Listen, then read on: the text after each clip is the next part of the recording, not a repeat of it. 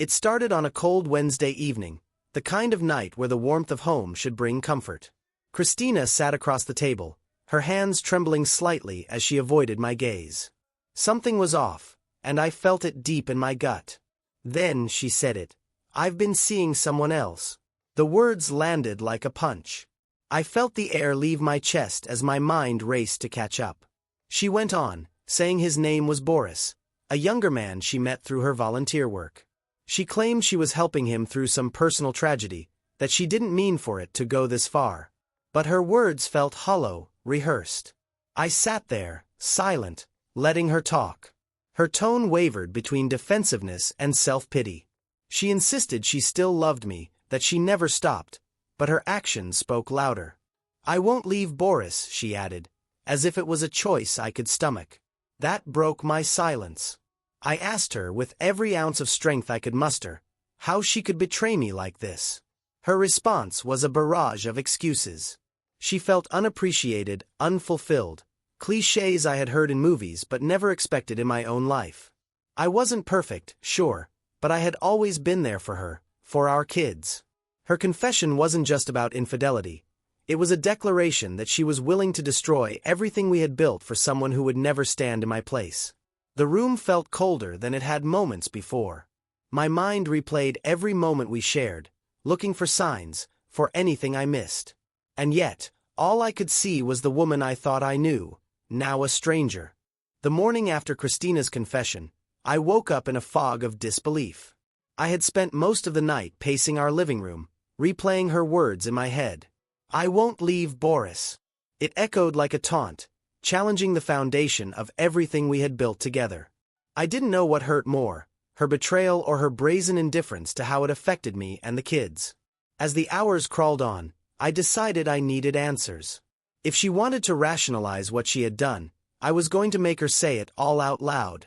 Maybe hearing her excuses would help me understand, or maybe it would finally break the illusion I had been clinging to. I confronted her in the kitchen, where she was pretending to be busy making breakfast. She didn't look at me as I demanded to know how long it had been going on. At first, she tried to brush me off, mumbling something about how the details didn't matter. But they mattered to me. They mattered to the man whose trust she had shattered. Reluctantly, she admitted it had been months. Months of stolen moments, secret meetings, and lies disguised as overtime or errands.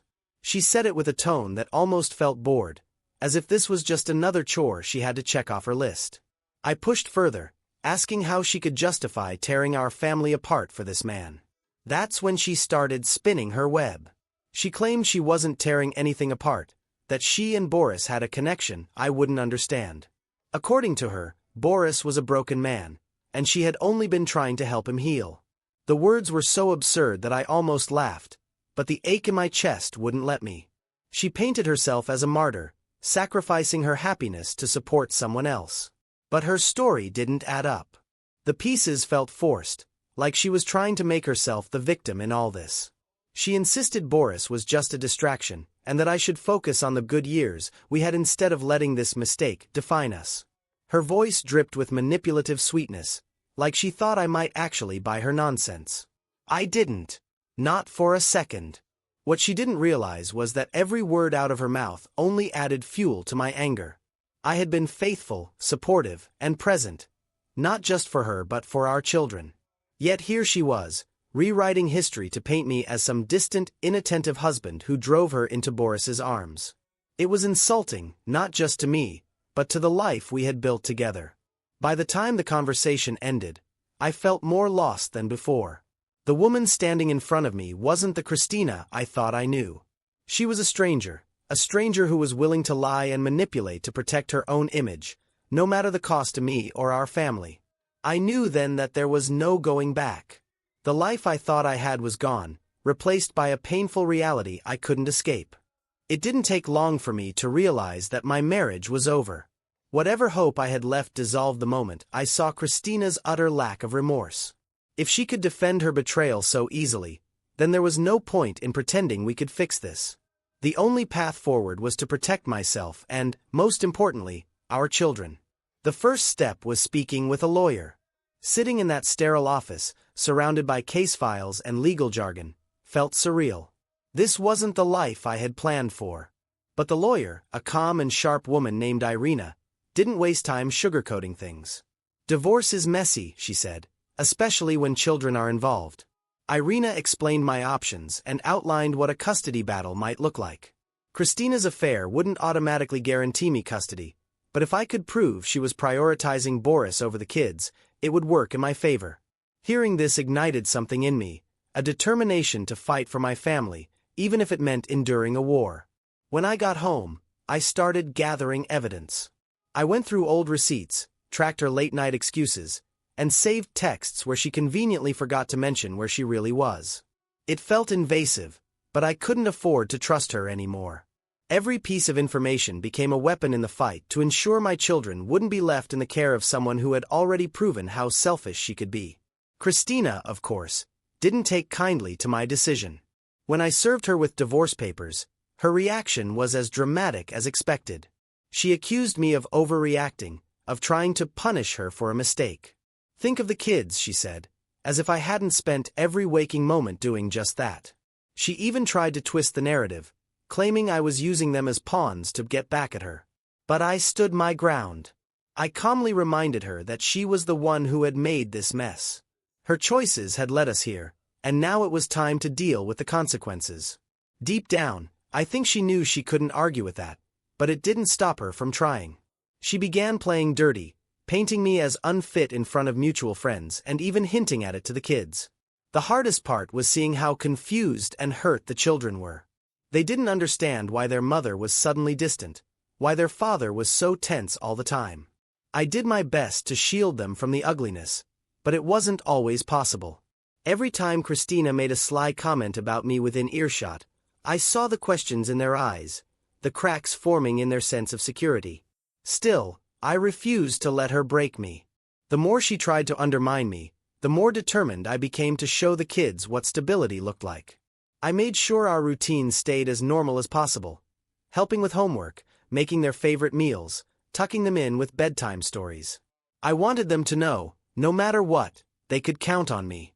As the legal process unfolded, I found unexpected strength in the fight.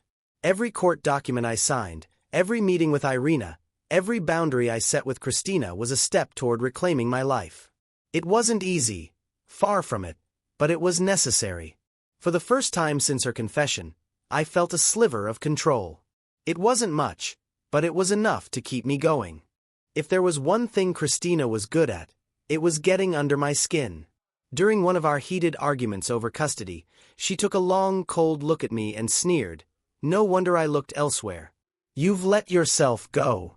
Her words were a dagger, sharp, cruel, and calculated to wound. I didn't respond in the moment. What could I say? That I'd spent years putting my family's needs above my own? That I worked long hours to make sure we had a roof over our heads and food on the table? It didn't matter.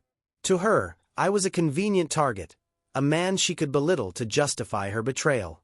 But that night, as I stared at my reflection in the bathroom mirror, her words wouldn't leave me alone. I saw what she saw, a man who had neglected himself. My hair was unkempt, my face looked tired, and my body, well, it told the story of years spent prioritizing everyone else over my own health. For the first time in a long while, I felt ashamed. Not because of her opinion, but because I realized I had stopped caring about myself. That shame quickly turned into anger, not just at Christina, but at myself for letting her words get to me. And that anger became fuel. If she thought I wasn't worth her attention, I'd show her just how wrong she was. Not for her approval, she'd lost that privilege, but for me. For the man I wanted to become again. The next day, I joined a gym. Walking into that brightly lit space, filled with machines and people who seemed to know exactly what they were doing, was intimidating. I felt out of place, but I didn't let it stop me. I signed up for a membership and booked a session with a personal trainer named Alex, who promised to help me get back on track. The first few weeks were brutal. Every push-up felt like a Herculean task, and every mile on the treadmill felt endless. My muscles screamed in protest, and there were days I wanted to give up. But each time I thought about quitting, I remembered Christina's words, her smirk, the way she had dismissed me as a man. That was all the motivation I needed to keep going. Slowly but surely, I started to see changes, not just in my body, but in my mindset. I began to feel stronger, more confident.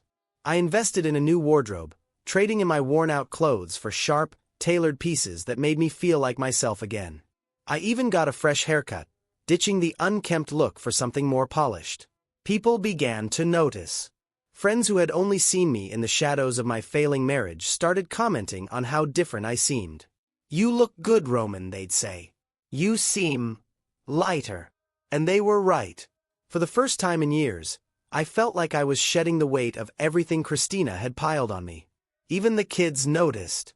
My daughter, Katia, hugged me one evening and said, "You smell nice, Papa. Did you get a new cologne?" It was such a small thing, but it meant the world to me. I was showing them that no matter how much life tried to knock me down, I could rise again. Of course, Christina noticed too. Her initial reaction was dismissive, waving off my changes as a midlife crisis. But over time, her attitude shifted.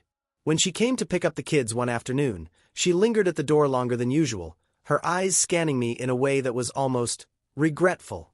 I didn't say anything. I didn't need to. The look on her face told me everything I needed to know. I was reclaiming myself, piece by piece, and there was nothing she could do to stop it. The hardest part of the entire ordeal wasn't the betrayal or even the legal battles. It was seeing how it affected my children. No matter how much I tried to shield them, the cracks in our family were impossible to hide. They were smart, too smart to miss the tension that hung in the air like a storm cloud. My daughter, Katia, who was 10, asked the first questions. "Why is Mama not here all the time?" she said one evening as I tucked her into bed. Her big brown eyes searched mine, full of worry. I hesitated, caught between wanting to protect her innocence and knowing I couldn't lie. "Mama and I are figuring out some grown-up things," I told her softly. "But no matter what, we both love you and your brother more than anything." She didn't look convinced. Children have a way of sensing the truth, even when you try to hide it. I saw the unease in her small shoulders, the way she clung a little tighter to her stuffed bear. "Promise," she whispered, her voice trembling. "Promise," I replied, kissing her forehead and feeling a pang of guilt for the chaos she was being dragged through. My son, Max, was only 7, but he wasn't immune to the changes either. He'd been quieter than usual, retreating into his room to play with his Legos instead of joining us in the living room. One afternoon, I found him building a massive castle, his brow furrowed in concentration. "What are you making, buddy?" I asked, sitting down beside him. He shrugged, not looking up. "A castle. With big walls. So no one can break it." His words hit me like a punch to the gut. Even in his play, he was trying to build something unbreakable, something safe, a reflection of the uncertainty he must have been feeling. I made it my mission to give them as much stability as I could. I stuck to routines, dinner at the same time every night, movie nights on Fridays, and Saturday morning pancakes. I wanted them to know that while so much was changing, some things would always stay the same. It wasn't easy. There were moments when Christina's absence weighed heavily on them, especially when she missed milestones like Max's school play or Katia's art exhibit. I did my best to fill the gaps, cheering the loudest at Max's performance and making sure Katia's paintings were framed and hung in our living room. But I wasn't their mother. As much as they loved me, they missed her, and I couldn't blame them. They didn't understand why she wasn't around as much, why she seemed distracted when she was. One evening, after a particularly tense drop-off, Katia burst into tears. "Why can't things go back to how they were?" she sobbed, her tiny body shaking in my arms. I held her close, my heart breaking. "Sometimes grown-ups make mistakes, sweetheart," I said, my voice thick with emotion. "And sometimes, those mistakes make it hard to fix things. But I promise you, we're going to be okay. We'll make new memories, new happy times. You'll see." Max joined us then, wrapping his little arms around both of us. In that moment, I realized something important. No matter what happened between Christina and me, I still had a family. It wasn't the one I had envisioned, but it was mine, and I would fight for it with everything I had. From that day forward, I made sure the kids felt loved and secure. I involved them in small projects around the house, planting a garden, building a treehouse, things that gave them a sense of belonging. Slowly, the laughter began to return, even if the pain lingered in the background. I couldn't undo what Christina had done, but I could show them what resilience looked like. I could be their anchor, their safe place in a world that felt anything but stable. And for them, I would keep building, brick by brick, until our little family felt whole again. As the dust settled from the legal battles and emotional upheaval, I realized I needed to focus on building a life for myself and my children. For years, my dreams had taken a back seat to family responsibilities, but now I had a chance to create something new, something that was mine. I had always loved working with my hands. Fixing cars had been a passion of mine since I was a teenager, and the thought of opening my own repair shop had always lingered in the back of my mind. With the divorce final and a small settlement in hand, I decided it was time to make that dream a reality. Finding the right location wasn't easy. I wanted somewhere close to home so I could be there for the kids, but it also had to be affordable. After weeks of searching, I found it, a small garage on the edge of town. It wasn't much to look at, with peeling paint and a sagging roof, but I saw potential. It felt like a metaphor for my life, worn down but ready for a fresh start. I threw myself into the work of transforming the space. The kids helped too, painting walls and planting flowers around the entrance. It became a family project, and for the first time in months, I felt a spark of joy. Seeing the garage come to life, bit by bit, was a reminder that I could rebuild, not just for myself but for them. Opening day was a quiet affair, but it marked a significant turning point. I was nervous, wondering if anyone would actually trust me with their cars, but word spread quickly. My first few customers were neighbors and friends, and their satisfaction brought more referrals. Within weeks, the shop was buzzing with activity. I even hired an assistant, a young man named Dimitri, who was eager to learn and reminded me of myself at his age. The business gave me more than just financial stability, it gave me purpose. Each day, I felt stronger, more confident, and more in control of my life. I no longer felt like the man Christina had discarded. I was someone my children could look up to, someone who could provide for them and show them the value of hard work. The shop also brought new opportunities to bond with the kids. Max loved hanging around after school, asking endless questions about the cars I worked on.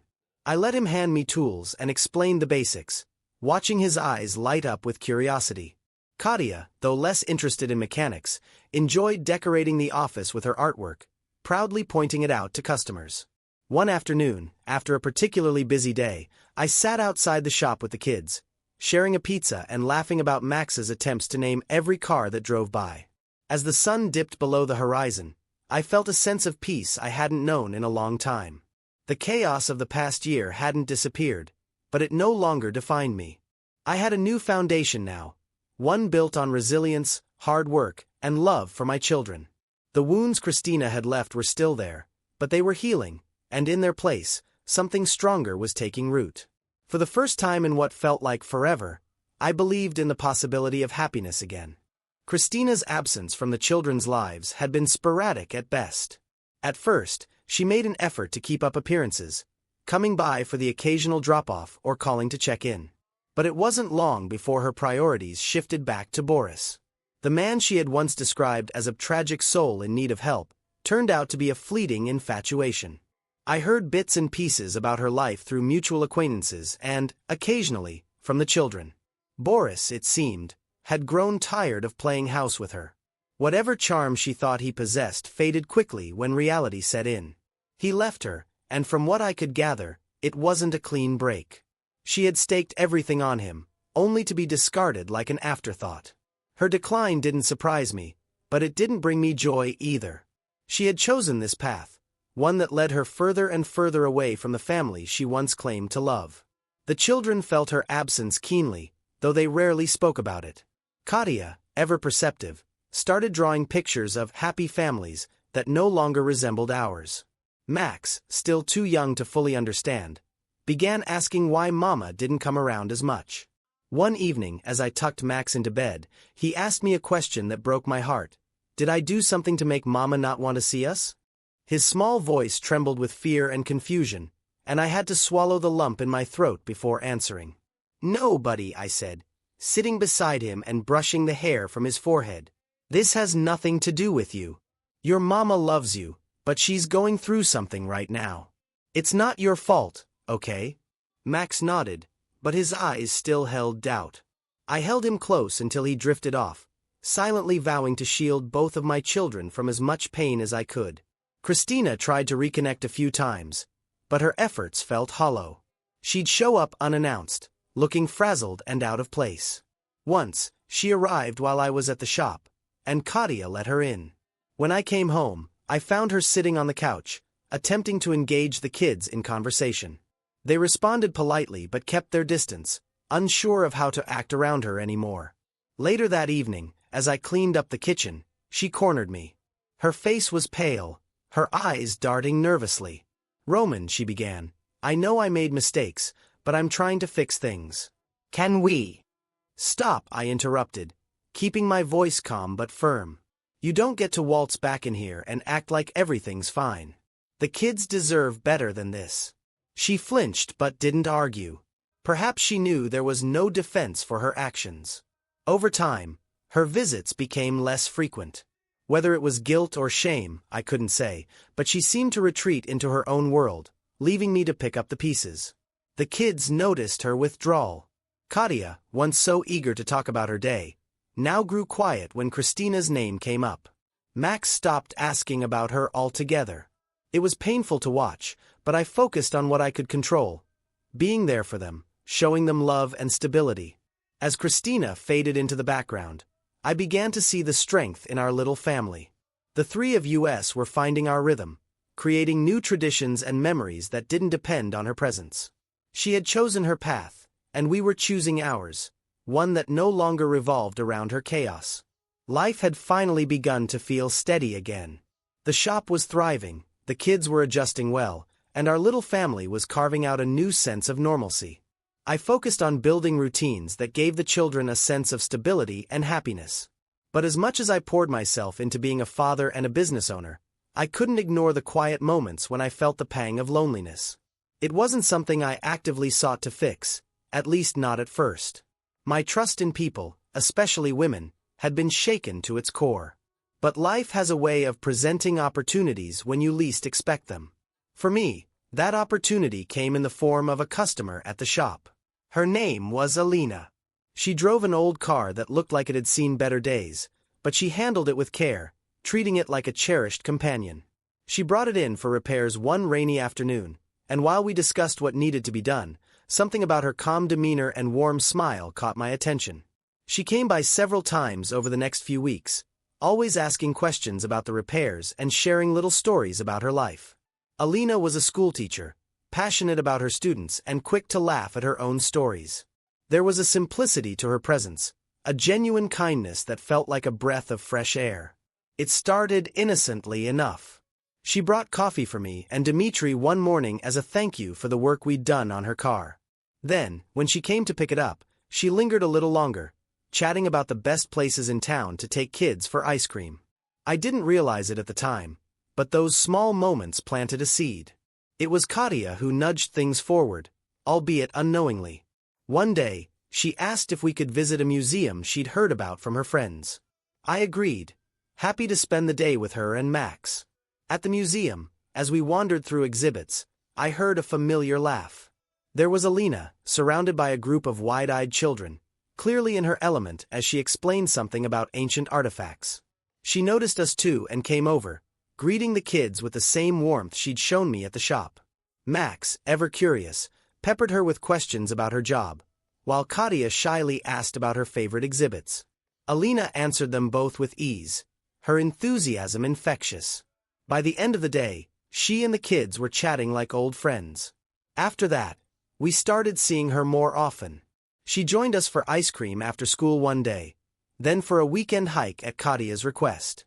Each interaction felt natural, unforced, and before I knew it, I found myself looking forward to seeing her. The kids adored her, and I couldn't deny the growing connection between us.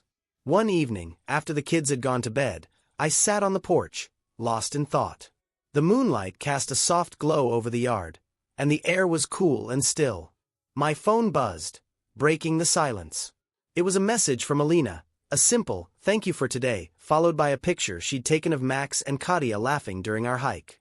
I stared at the screen for a moment, then typed a reply. "It was a good day. Thank you for being part of it." It wasn't a grand declaration or a life-altering moment, but it was a start. For the first time in what felt like forever, I allowed myself to consider the possibility of opening my heart again. It was terrifying, but it was also liberating. Alina wasn't Christina. She didn't carry the weight of betrayal or broken promises. She was simply herself, kind, honest, and unassuming. And as our paths continued to cross, I found myself ready to take the first tentative steps toward a new chapter, not just for me, but for my family as well.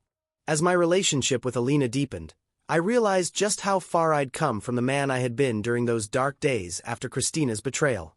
It wasn't just about moving on, it was about rediscovering the pieces of myself that had been buried under years of pain and doubt. Alina didn't try to fix me. She simply gave me the space and support to heal in my own way. The kids adored her, and that made all the difference. Max would light up whenever she visited, rushing to show her his latest Lego creation or tell her about a school project. Katia, who had been more guarded, slowly opened up too. She'd ask Alina for advice on her art or invite her to join our family movie nights. It wasn't long before Alina felt like a natural part of our lives. Meanwhile, Christina remained on the periphery.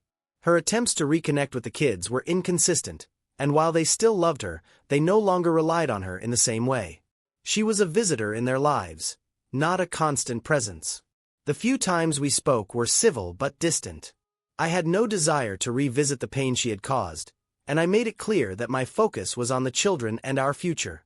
One evening, Christina called, her voice unusually soft. She asked if we could meet to talk, just the two of us. I hesitated but agreed, thinking it might offer some closure. We met at a small cafe, the air between us heavy with unspoken words. She looked different, tired, perhaps humbled. "Roman," she began, "I've been thinking a lot about everything. About us, about the kids. I know I can't undo what I did, but I need you to know that I'm sorry. Truly sorry."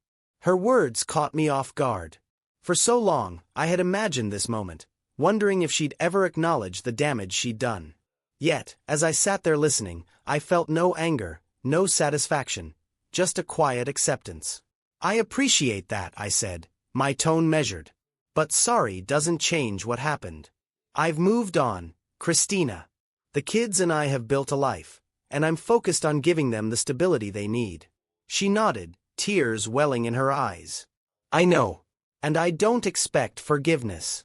I just needed to say it."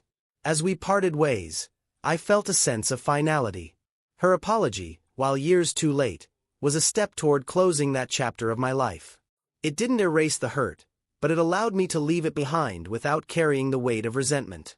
Back at home, Alina and the kids were waiting. They'd made dinner, a chaotic but heartfelt attempt at homemade pizza that left the kitchen a mess. As I stepped through the door and saw their smiling faces, I felt an overwhelming sense of gratitude. This was my life now, a life built on resilience, love, and hope for the future. Christina's shadow no longer loomed over me. I had found a way to move forward, to embrace the man I had become and the family I had rebuilt. And for the first time in years, I felt truly free. Sitting on the porch one quiet evening, I found myself reflecting on the journey that had brought me here. The air was crisp, carrying the faint scent of freshly cut grass, and the distant hum of the kids' laughter floated through the open window. It was the kind of moment I had once thought I'd never experience again. A moment of peace. The past few years had been a whirlwind of pain, growth, and unexpected joy. When Christina's betrayal first came to light, it felt like the world had crumbled beneath my feet. The man I was back then, angry, heartbroken, and lost, seemed like a distant memory now. I had walked through fire, and though the scars remained, they no longer defined me. The journey hadn't been easy. There were nights when the weight of it all felt unbearable, when the questions of why me, and how could she, replayed endlessly in my mind. But those nights gave way to mornings, and each morning brought a choice. to let the pain consume me or to take one small step forward. Rebuilding wasn't just about the shop or my relationship with Alina, it was about reclaiming my sense of self. Christina's actions had shaken my confidence to its core, but in the process of healing, I discovered strength I never knew I had. I learned to set boundaries, to stand firm in my worth, and to prioritize the things that truly mattered. Looking back, I could see how the betrayal had forced me to grow in ways I might never have otherwise. It pushed me to become a better father, to show Katia and Max what resilience looked like. It taught me the importance of self-care, of valuing my own happiness alongside theirs. And perhaps most importantly, it reminded me that even when life takes a devastating turn, it's possible to rebuild, stronger, wiser, and more compassionate. Alina had been a blessing I didn't expect. Her kindness and steady presence reminded me that love didn't have to be complicated or conditional. She wasn't trying to fill Christina's place in the kids' lives. She was carving her own space, one that complemented our family without overshadowing it. Watching her bond with Katia and Max brought a quiet joy I hadn't felt in years. Christina still existed on the edges of our lives, trying in her own way to rebuild her relationship with the kids. I let her. Not because I forgave her entirely, but because I knew how much they deserved a mother who tried, even if she had failed before. For my part, I had let go of the anger. It didn't mean forgetting, but it meant freeing myself from the grip of bitterness that had once held me.